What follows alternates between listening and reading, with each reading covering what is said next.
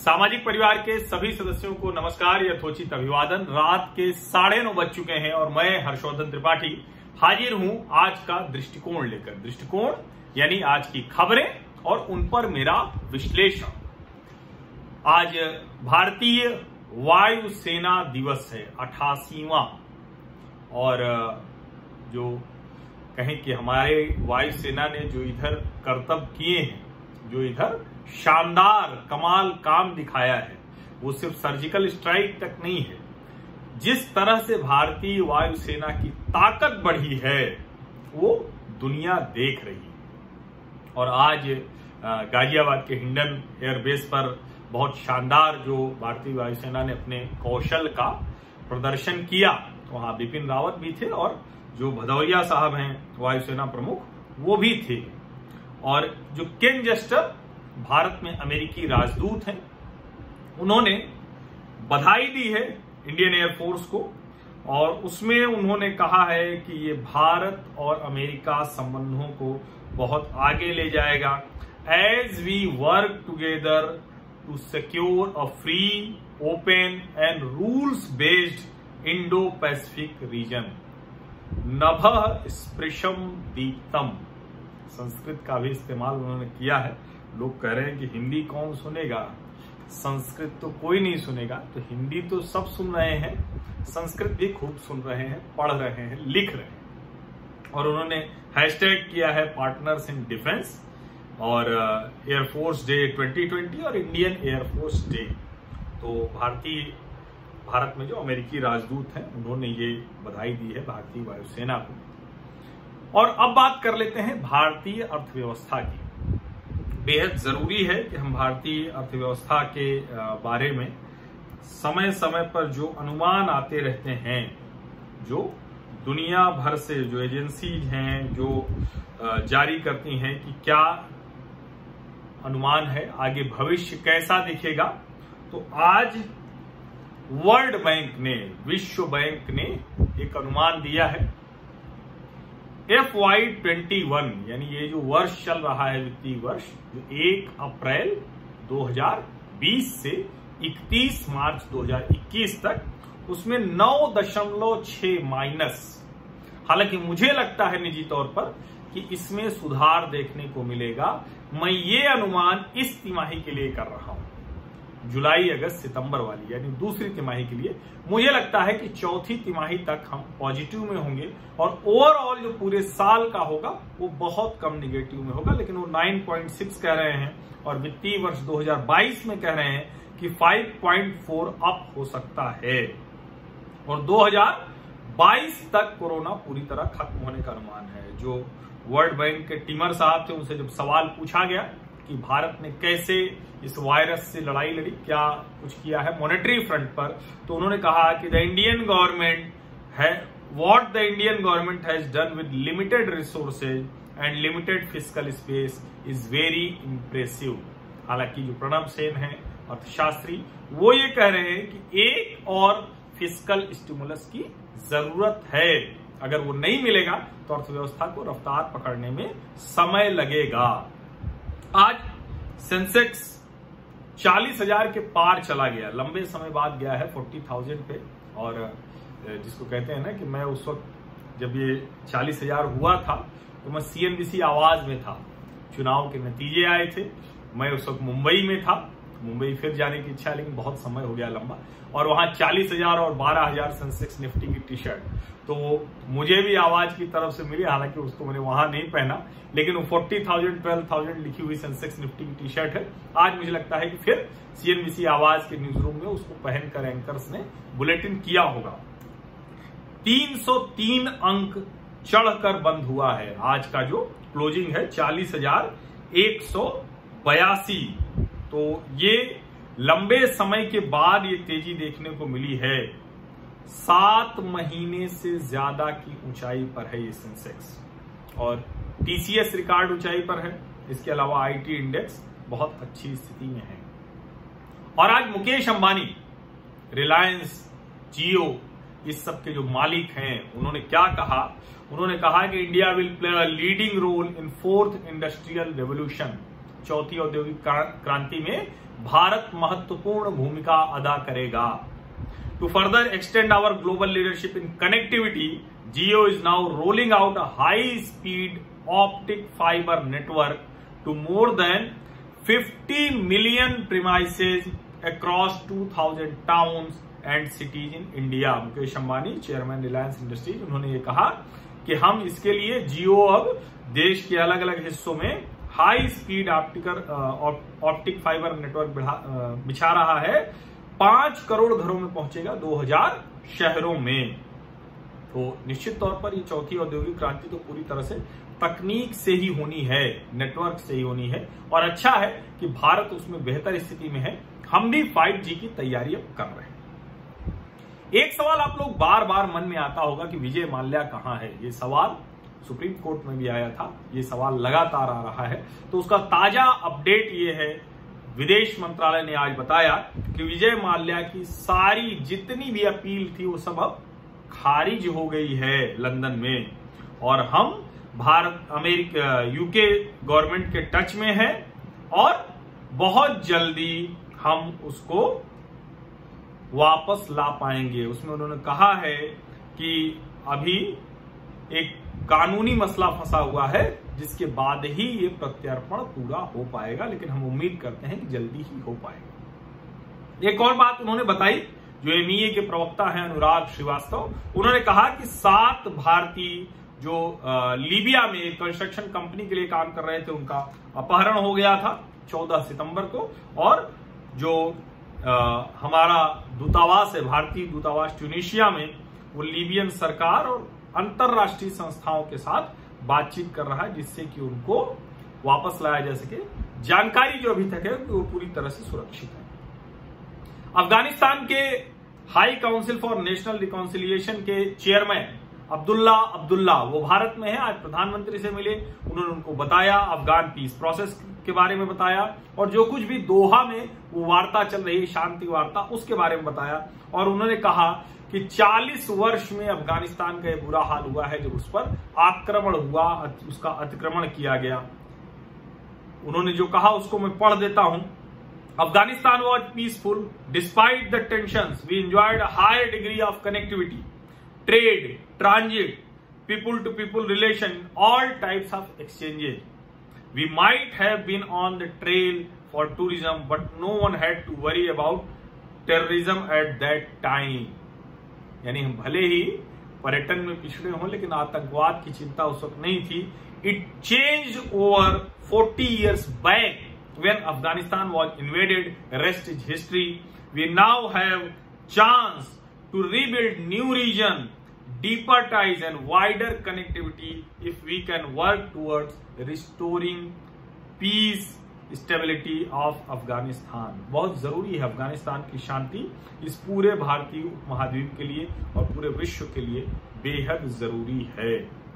और देखिए कब तक वो शांति वार्ता सचमुच धरातल पर उतर पाती है, जमीन पर उतर पाती है, क्योंकि तालिबान बिल्कुल उनका अनुमान नहीं लगाया जा सकता, अनप्रिडिक्टेबल है, बिल्कुल उनका अनुमान नहीं लगता, वो बहुत अप्रत्याशित व्यवहार करते हैं। इस वजह से कई बार वार्ता टूटती रहती है। अब बात बिहार की, और बिहार की बात तो सिर्फ बिहार चुनाव की, क्योंकि अभी तो चुनाव चल रहा है।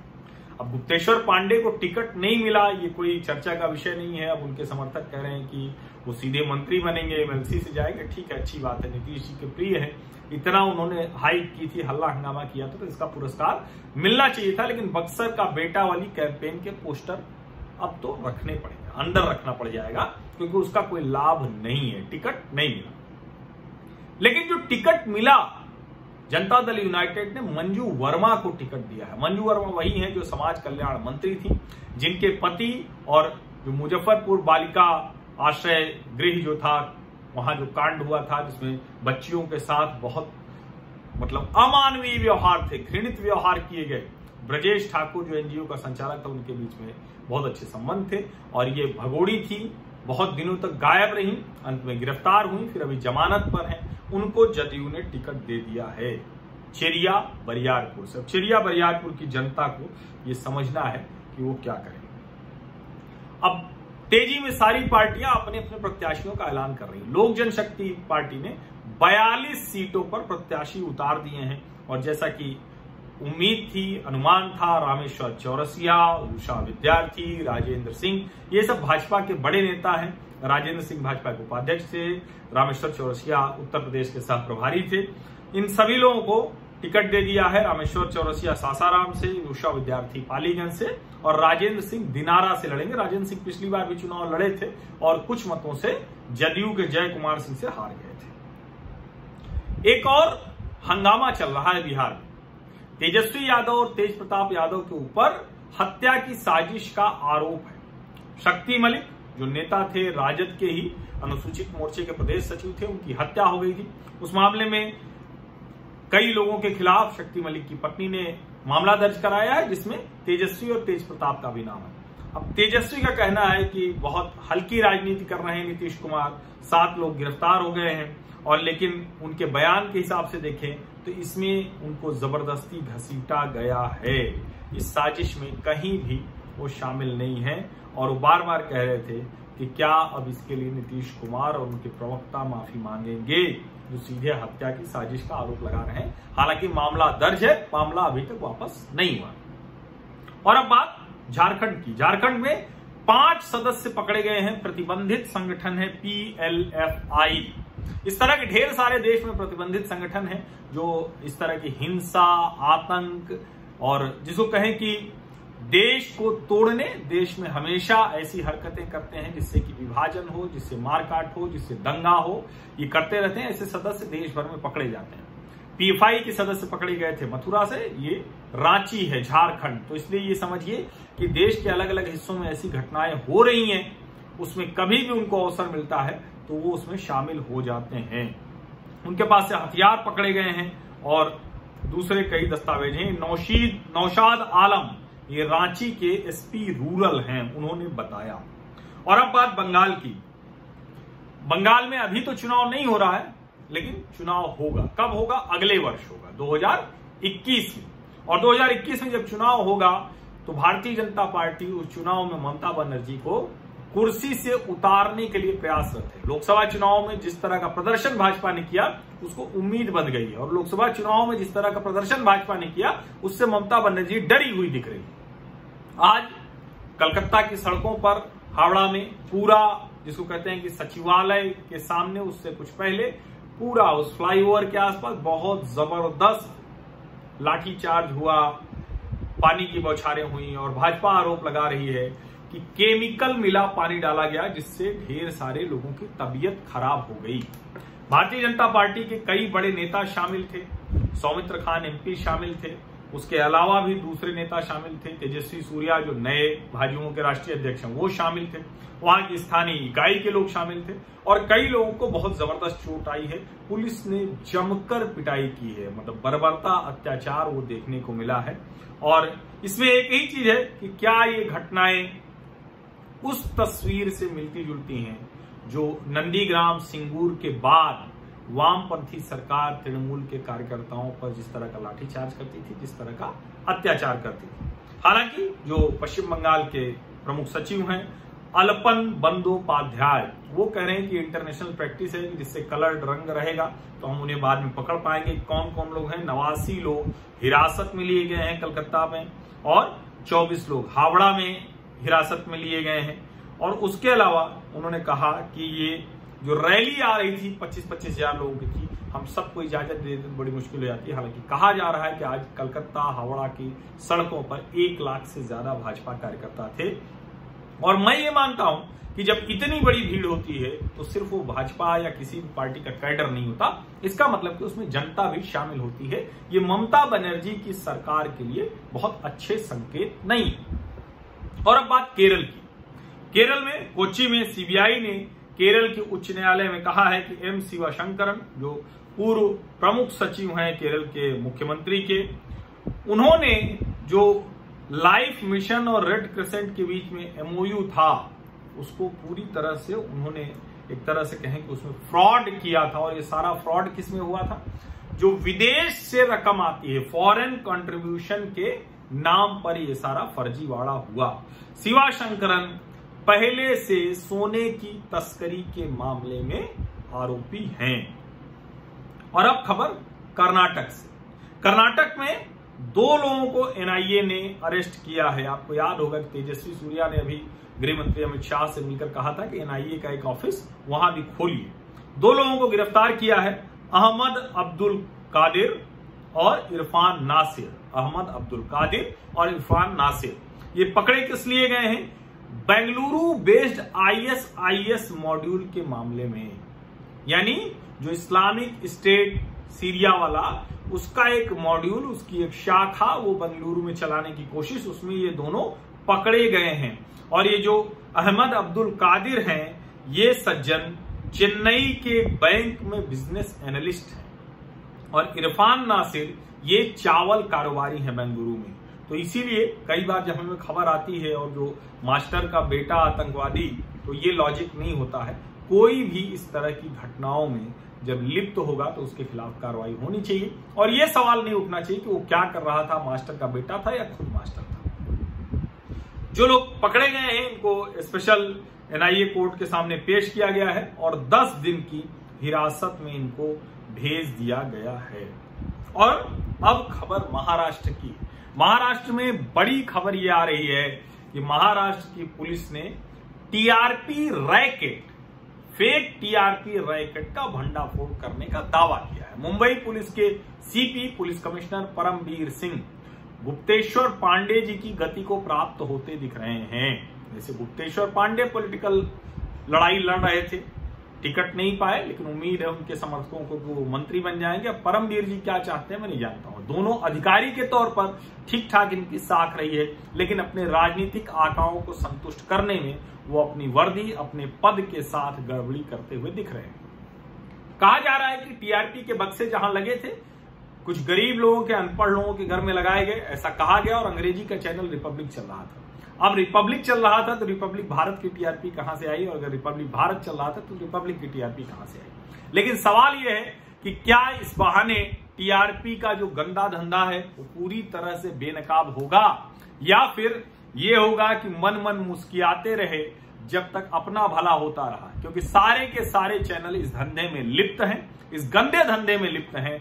अर्नब गोस्वामी की पत्रकारिता से आप इत्तेफाक रखें, उसके पक्ष में खड़े हों, विपक्ष में खड़े हों, लेकिन यह कहना कि रिपब्लिक ने टीआरपी की चोरी कर ली है, कुछ घरों में बक्से लगवाकर वहां दिन भर टीवी चला देते थे, अगर इतने से टीआरपी इतनी बढ़ सकती है, इतने से कोई देश का नंबर 1 चैनल हो सकता है, तो सारे चैनल सब छोड़ के और सिर्फ मुंबई में या दिल्ली में या यूपी में कुछ घरों में लगा के और 24 घंटे टीवी चला के छोड़ते। बहुत ही बेहुदा तर्क है, बहुत ही बेवकूफाना तर्क है। और ये पूरी तरह से महाराष्ट्र सरकार की अर्नब गोस्वामी के खिलाफ जो राजनीतिक लड़ाई चल रही है उसमें स्कोर सेटल करने की कोशिश है। पहले भी हमने देखा था कि 12 घंटे तक अर्नब गोस्वामी से पूछताछ की गई, जिसमें कुछ भी ऐसा हासिल नहीं हुआ। ये अच्छी बात नहीं है। और जो पत्रकार इस मामले में खुश हो रहे हैं, जैसे मैं बार बार कहता हूं कि ये बहुत चीखने चिल्लाने वाली पत्रकारिता, बहुत उछल कूद करने वाली पत्रकारिता, मैं इससे सहमत नहीं हूं। लेकिन इसका मतलब ये कतई नहीं हुआ कि मैं इसी बहाने इन पर हमला करने लगूं, और इसका मतलब ये भी नहीं हुआ कि जो बहुत मीठा मीठा बोल के और समाज में दिन रात जहर घोलते रहते हैं उनके पक्ष में खड़ा हो जाऊं। ये नहीं होने वाला है। जो सच बात है कि आपको पत्रकारिता अच्छी लगे बुरी लगे, लेकिन टीवी की पत्रकारिता इसी दिशा में जा रही थी। अच्छा है कि इस बहाने दूसरों के भी कुकर्मों पापों का हिसाब होगा। मुंबई से ही एक और खबर है जो थोड़ा सा परेशान करेगी, क्योंकि पिछले कुछ समय से आ गया है कि सुशांत सिंह राजपूत ने आत्महत्या की। लेकिन जैसे ही आत्महत्या की तो सारा का सारा सुशांत राजपूत ने किन परिस्थितियों में आत्महत्या की, क्या हुआ उसके साथ, उस मामले पर कोई बात ही नहीं कर रहा है। अब सर्वोच्च न्यायालय में एक याचिका आई है जो 12 अक्टूबर को सुनवाई होगी। दिशा सालियान जो सुशांत सिंह राजपूत की पूर्व मैनेजर थी, उनका जो निधन हुआ, हत्या कही जा रही है, तो वो उस मामले में सुनवाई करेगी। मुंबई पुलिस की इकोनॉमिक ऑफेंस विंग आर्थिक अपराध शाखा ने महाराष्ट्र कोऑपरेटिव बैंक घोटाले में क्लोजर रिपोर्ट लगा दी है। अब सवाल यह है कि इसमें कितने लोग दोषी हुए, कितने लोग पकड़े गए, कितने लोगों को सजा सुनाई गई। वरना क्या क्लोजर रिपोर्ट सिर्फ खाना पूरी भर हुई? ये बड़ा सवाल ऐसे मामलों में खड़ा होता है। और अब खबर छत्तीसगढ़ से, बहुत बुरी खबर है, बहुत शर्मनाक खबर है।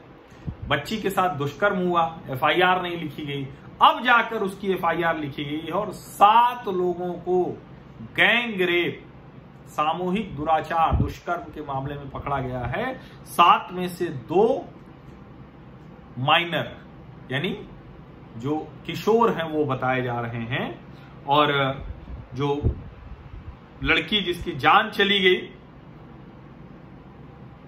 वो पोस्टमार्टम के लिए पोस्टमार्टम उसका किया जा रहा है, एफआईआर कर ली गई है। ये कोंडा गांव के superintendent of police Siddharth Tiwari ने बताया। लेकिन आप सोचिए कि जो स्टेशन अफसर एसएचओ थे धनोरा के, उनको सस्पेंड करना पड़ा है, उन्होंने एफआईआर नहीं लिखी। छत्तीसगढ़ क्या राहुल गांधी और प्रियंका वाड्रा गए क्या? छत्तीसगढ़ के उस मंत्री को जिन्होंने बेशर्मी से बयान दिया था कि हमारा रेप छोटा, उनका रेप बड़ा, दुष्कर्म दुराचार के भी मामलों में तुलना करने वाले वो मंत्री हटे क्या? और सिर्फ छत्तीसगढ़ में ही नहीं, राजस्थान में भी ऐसी शर्मनाक घटना की खबर है। बाड़मेर के शिव थाना क्षेत्र की घटना है, नाबालिग बच्ची से दुराचार हुआ है। और मतलब क्या कहें, क्या आलम है राजस्थान में कानून व्यवस्था का कि दुष्कर्म किया, दूसरे ने वीडियो बनाया, और ये तब हुआ जब घर वाले नहीं थे घर में। इतने बेखौफ लोग हैं छत्तीसगढ़ और राजस्थान की घटना मैं कह रहा हूं, तो मैं ये नहीं कह रहा हूं कि देश के दूसरे राज्यों में ऐसे मामले नहीं हो रहे, लेकिन सरकारें, राजनीतिक दल राजनीति करने के बजाय, हाथरस पर जो राजनीति कर रहे थे उसके बजाय अपने अपने राज्यों में सुशासन की कोशिश करते, अच्छा करने की कोशिश करते, दुष्कर्म दुराचार के मामलों में 0 टॉलरेंस अपनाते, तो शायद बेटियों को न्याय मिल पाता। लेकिन दुर्भाग्य से राजनीतिक दल ये नहीं कर रहे। और अब बात उत्तर प्रदेश की।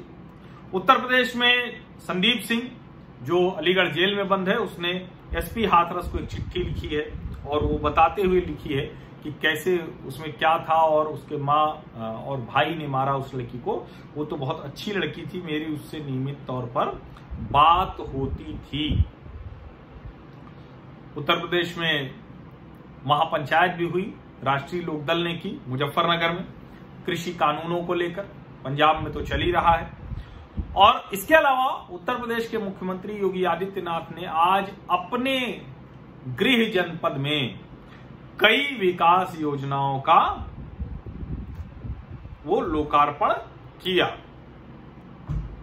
और एक और अच्छी खबर है उत्तर प्रदेश से कि 2 भाई जो सुनील चौहान बॉक्सर और तीरंदाज नीरज चौहान, इनकी आर्थिक स्थिति नहीं ठीक होने की खबर आई थी, तो इनको Pandit Deendayal Upadhyay national welfare fund की तरफ से, जो खिलाड़ियों के लिए है, ये केंद्र सरकार की तरफ से है, 5 लाख रुपए की फाइनेंशियल असिस्टेंस दी गई। और अच्छा, राजस्थान से एक और जरूरी खबर जिसकी बात करना बहुत जरूरी है। एक तो ये कि चुनाव आगे बढ़ाने की अपील की थी राज्य सरकार ने, इसको सर्वोच्च न्यायालय ने मना कर दिया। लेकिन उसके अलावा राजस्थान में सचिन पायलट लौट के तो आए, बहुत अपमानित भी हुए, और अब और ज्यादा अपमानित हो रहे हैं, जो कि होना ही था। जो मैंने बहुत स्पष्ट कहा था कि अगर ये फैसला ही लेते हैं तो और अपमानित होंगे। अशोक गहलोत ने कर लिया। आज तक के जयपुर संवाददाता शरद कुमार और सचिन पायलट के मीडिया सलाहकार लोकेंद्र सिंह, इनके खिलाफ राजस्थान पुलिस ने मामला दर्ज कर लिया है। 501(1)B, 505(2) और 120(B) अफवाह फैलाने, साजिश रचने, फोन टैपिंग के मामले इसमें ये किया है। तो कांग्रेस के राज में कांग्रेस के ही पूर्व उप मुख्यमंत्री, पूर्व प्रदेश अध्यक्ष के मीडिया सलाहकार और एक पत्रकार के खिलाफ एफआईआर दर्ज कर ली गई है। पत्रकारिता पर संकट बताने वालों को इस समय कुछ बात ठीक से रखनी चाहिए, कम से कम ये जरूरी है। उत्तराखंड में आईटीबीपी ने अपना गंगोत्री 2 का जो ट्रैक था, गंगोत्री 2 पीक, वहां जो समिट था वो पूरा कर लिया, वहां पहुंच गए, तिरंगे के साथ लहराया। तो बड़ी खूबसूरत खबर है। और इसके अलावा एक और खबर उत्तराखंड से बड़ी खूबसूरत है। चमोली के जिला मुख्यालय गोपेश्वर के परिसर में एक पहाड़ी संग्रहालय बनाया गया। तो ये पहाड़ी संग्रहालय क्या है, इसमें पहाड़ी संस्कृति की जो चीजें हैं उनको संजो कर रखा गया है। यानी जब आप इस बार चमोली जाएं और गोपेश्वर वहां जाएं जिला मुख्यालय में, तो आप जाएंगे और वहां जो जिलाधिकारी उन्होंने बताया कि हमारे रिकॉर्ड में जो पुराने आभूषण, सिक्के, बर्तन, उन सबको संग्रहालय बनाया गया है। तो आप जाइए तो वहां जरूर जाइए, ऐसी जगहों पर जरूर जाना चाहिए जिससे कि वो जीवंत रहें, जीवित रहें, ये बहुत जरूरी है। और अब बात मध्य प्रदेश की। मध्य प्रदेश में शिवराज सिंह चौहान फुल फॉर्म में हैं। कई परियोजनाओं को उन्होंने शुरुआत की। 33 जिलों में 12,960 सड़कें, 47 पुल, ये सब 4,120 किलोमीटर, और इनकी लागत है 1,359 करोड़। और शिवराज सिंह चौहान कह रहे हैं कि हमें फंड की कोई कमी नहीं है, न शहर में काम करने के लिए न गांव में काम करने के लिए। और मध्य प्रदेश से ही जो गृह मंत्री हैं वहां के नरोत्तम मिश्रा, उन्होंने राहुल गांधी के 15 मिनट वाले बयान पर और ज्यादा आगे बात बढ़ा दी है, जो व्हाट्सएप पे चलता था उस सब पे। हालांकि ये बहुत अच्छा नहीं, राजनीतिक विमर्श का स्तर लगातार गिरता जा रहा है, लेकिन जिस तरह से चीन के मामले में राहुल गांधी ने बोला, अब उसके बाद तो कोई भी प्रधानमंत्री कायर है या अपने आप को देशभक्त कहता है, जिस तरह की बयानबाजी की थी। नरोत्तम मिश्रा ने कहा 10 दिन में कर्ज माफ, 15 मिनट में चाइना साफ, मैं तो उस गुरु को नमन कर रहा हूं जिसने इनको पढ़ाया है। इतनी अच्छी क्वालिटी का ये नशा लेते कहां से हैं। राजनीतिक विमर्श का स्तर गिर रहा है, लेकिन इसके लिए किसके ऊपर जिम्मेदारी तय की जाए, क्योंकि राहुल गांधी ने जिस तरह का बयान दिया उसके बाद अब किसी भी तरह के बयान को उसी के स्तर का या उसके आसपास का ही माना जाएगा। ये जाहिर है जब आप प्रधानमंत्री के ऊपर इस तरह की टिप्पणी करेंगे, और ऐसा होता है जब लोग उत्तर प्रदेश के मुख्यमंत्री, या वो योगी हैं, योगी आदित्यनाथ, उनकी दीक्षा के बाद उनका नाम हो गया, फिर भी जब कांग्रेस के प्रवक्ता नाम अजय सिंह बिष्ट लेते हैं तो सोनिया गांधी जी को लोग एंटोनियो माइनो गांधी कहते हैं। और मुझे लगता है कि इससे बचना होगा। अगर आप बिलो द बेल्ट जाएंगे तो दूसरा भी उसी तरह के हमले करेगा। कहा जाएगा कि नेहरू जी के समय में जमीन क्यों चली गई, इंदिरा जी ने तानाशाही क्यों की, राजीव गांधी क्या करके गए और मनमोहन सिंह ने क्या किया। ये सारे सवाल पूछे जाएंगे अगर आप इस तरह की गैर जरूरी हल्की टिप्पणी करेंगे। मणिपुर में हैंडलूम का कारोबार शुरू हो गया है, यानी जो ये चाइनीज वायरस का असर था धीरे धीरे कम हो रहा है, बहुत अच्छा है। लॉकडाउन खत्म हुआ तो गतिविधियां शुरू हो रही हैं। और जम्मू कश्मीर में जो कहें कि सॉइल टेस्टिंग लैब्स के लिए, यानी मिट्टी की जांच, इसके लिए 4 करोड़ रुपए दिया गया है। बड़ी खूबसूरत बात है। मैं तो कह रहा हूं कि ये सब होता रहे, ये कृषि कानून और ये सब तब मदद करेंगे जब सब हो, और ये सब हुआ है तो अच्छा है। जम्मू कश्मीर में भी हो रहा है। और वहां जो बैक टू विलेज प्रोग्राम चल रहा है, बैक टू विलेज 1 हो चुका है सत्यपाल मलिक के समय, बैक टू विलेज 2 हो चुका है, और अब बैक टू विलेज 3 चल रहा है, जो मनोज सिन्हा भी उपराज्यपाल हैं। वहां अधिकारी जाते हैं, गांव में रहते हैं, बीडीओ और दूसरे अधिकारी भी, वो सब पूछते हैं क्या दिक्कत है, कौन सी मुश्किल है, उनको कहते हैं कि अच्छा ठीक है भाई। अब अच्छा, उसमें पंचायत जो सरपंच है वो सबसे ज्यादा अहम भूमिका है उनकी। और चाइनीज वायरस से भारत की लड़ाई तेजी में आगे बढ़ रही है। आज प्रधानमंत्री नरेंद्र मोदी ने जनता को साथ लेकर, जनता की अगुवाई में unite to fight corona campaign launch की। वही सब कुछ 2 गज की दूरी, हाथ धुलते रहना, मास्क को परमानेंट रखना, प्रोटोकॉल का हिस्सा बनाना, ये सब बताया उनको। और ये सब वजह है कि भारत धीरे धीरे जो एडवाइस है 140 टेस्ट पर डे की, भारत का औसत है 865 पर डे पर मिलियन पॉपुलेशन, यानी 140 का है, 865 भारत कर रहा है। और उसी का नतीजा है कि लगातार 3 हफ्ते से 10 लाख के नीचे है। पिछले 24 घंटे में 9,02,000 से कुछ ज्यादा मामले संक्रमण के रहे। 83,011 लोग 24 घंटे में ठीक हुए, जबकि नए मामले 78,524, यानी जितने नए संक्रमण के मामले आ रहे हैं उससे ज्यादा लोग ठीक हो रहे हैं। तो ये बहुत अच्छी बात है। और यही वजह है कि जो हवाई यात्री हैं वो तेजी से बढ़ रहे हैं। और 2 और 3 अक्टूबर का आंकड़ा दिया है हरदीप सिंह पुरी, जो नागर विमानन मंत्री हैं, 1,76,000। वो कह रहे हैं कि इस महीने के अंत तक 2 लाख हो जाएंगे, और दिवाली और वर्ष के अंत तक, यानी दिसंबर बीतते, ये 3 लाख हवाई यात्री प्रतिदिन हो जाएंगे। अमेरिका से खबर यह है कि डोनाल्ड ट्रंप लगातार सेंटिमेंटल लीड लेने की कोशिश कर रहे हैं, और वो कितना असर होगा ये देखने की बात है। उपराष्ट्रपति पद के दावेदारों के बीच में बहस हो चुकी है। अब फिर से 15 तारीख को बहस है डोनाल्ड ट्रंप और जो बाइडेन के बीच में। और हालांकि जो बाइडेन ने कहा कि अगर उनको कोरोना है, कोई सिम्टम है, तो हम बहस नहीं करेंगे। वॉशिंगटन, जो व्हाइट हाउस, उनकी तरफ से कहा जा चुका है कि पूरी तरह से ट्रंप स्वस्थ है। जो जॉब क्लेम के आंकड़े आए हैं वो भी बहुत अच्छे हैं, जॉबलेस क्लेम के वो बेहतर हुए हैं। 8,40,000 पिछले हफ्ते रहे हैं। और नोबेल प्राइज प्रतिदिन मैं आपको बता रहा हूं किसको किसको मिल रहा है, चूंकि ऐलान होते हैं। तो जो लिटरेचर का नोबेल प्राइज है वो अमेरिकी पोएट हैं लुइस ग्लुक, उनको मिला है। अमेरिकी कवि हैं, उनको ये नोबेल पुरस्कार मिला है साहित्य के लिए। और एक जाते जाते सोशल मीडिया की ताकत की खबर। दिल्ली, यहां पढ़ने वाले लोग रहते हैं, बहुत से लोग तैयारी करते हैं।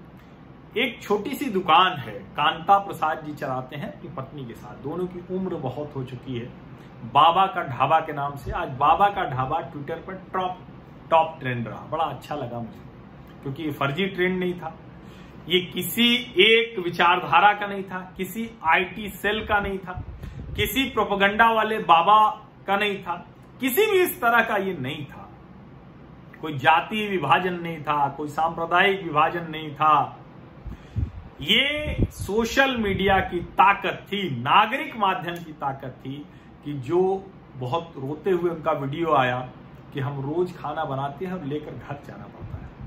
आज खाना उनके पास बचा नहीं, लोग पहुंचे, दुआएं मिली, खाना भी बिका, पैसे भी मिले, आज वो खुश थे। और ये 24 घंटे में सोशल मीडिया ने एक रोते हुए दंपति की, बुजुर्ग दंपति की हंसते मुस्कुराते और इतने बड़े परिवार की ताकत उनको दिखा दी।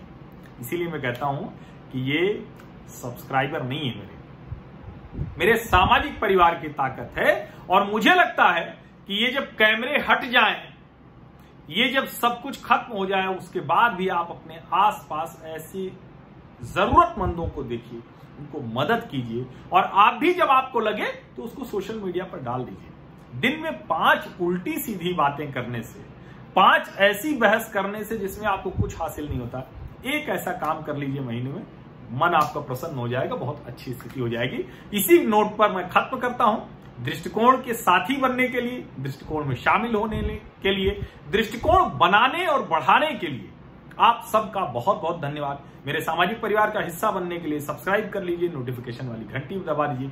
बाकी का काम मैं करता रहूंगा। बहुत बहुत धन्यवाद।